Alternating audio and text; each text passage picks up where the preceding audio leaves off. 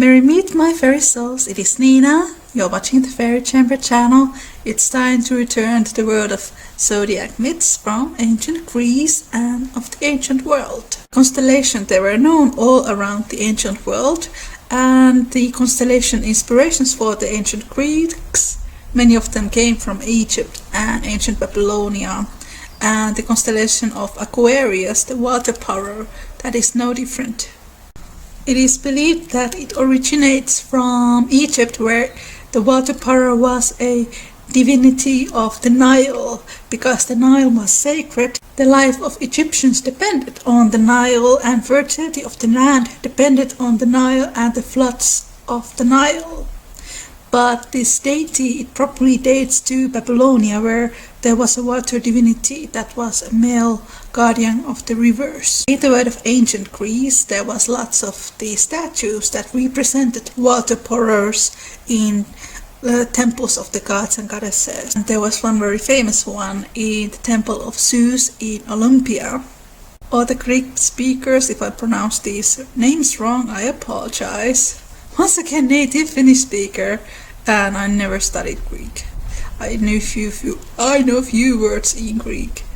Anyway, in Greek, the Aquarius is called hydrokos. It can mean a vessel, and it can also mean a person. So hydrokos, it naturally refers into someone who is pouring water. The first myth about the Aquarius is about a cupbearer called Ganymedes, and he was a beautiful young man, and he was a son of the king of Troy. And there were two kings who had huge crush on Ganymedes, and those were King Minos and King Tantalus. But in the end, neither one of them got him. It was actually Zeus who got Ganymedes to himself. He was so obsessed with him that he sent an eagle to pick him up from the earth and bring him to the Mount Olympus, where Zeus turned him into immortal, and for eternity Ganymedes, he serves as a cupbearer of the gods in Mount Olympus, and one of Zeus's many lovers. Like in many Greek myths, the competition about Ganymedes, it led into a fight. Zeus paid a great price for Laomedon, who was Ganymedes' father, and he gave him these swift, fast horses, immortal horses, and they were delivered by the North Wind himself. Laomedon, he hired gods Apollo and Poseidon to build the walls of Troy, but he did not agree to pay for them because he was a shifty character. But of course, if you ask favor for a god, they will not do anything for free. So Poseidon, he raised up this massive sea monster to destroy Laomedon and whole Troy, and only way that Laomedon could get away from this was to sacrifice his daughter Hesione. But then Laomedon, he heard that great hero Hercules was around, and he asked Hercules to fight against the sea monster, and Hercules did it with a very clever way. He let the sea monster to swallow him, and then he cut his throat from inside. And Hercules went to receive his reward, but once again Laomedon, he cheated.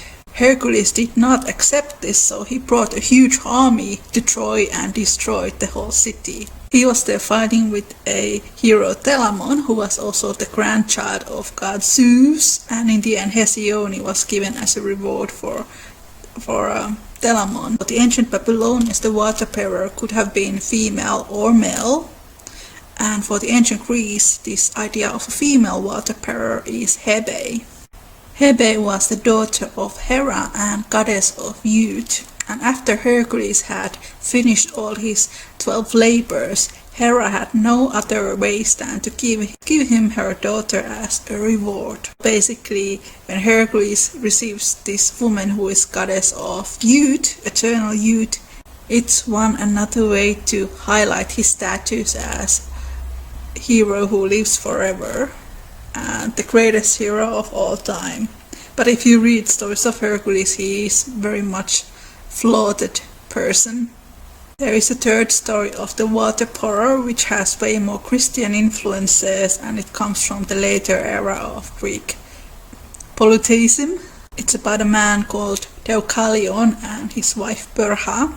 So according to the story, Zeus became fed up with human race, and he sent massive floods to destroy all men. Then when Zeus had come down, he decided to repopulate the world again, and he gave task for Deucalion and Perha. They threw stones to the earth, and from those stones people rose. This story comes from the last century before Christ was born, which probably explains it. Aquarius, it is an air sign fixed by Saturn.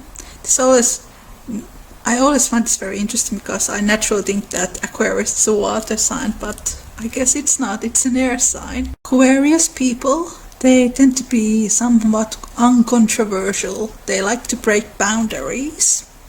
They are innovators, independent. Sometimes they can be fanatic and stubborn. That was the story of Aquarius. Thank you so much for watching, guys. Give this video a thumbs up if you liked it. Share it in your social media if you please. Subscribe to my channel to hear more zodiac myths. Thank you so much for watching, guys. I will see you very soon. Take care and moi moi.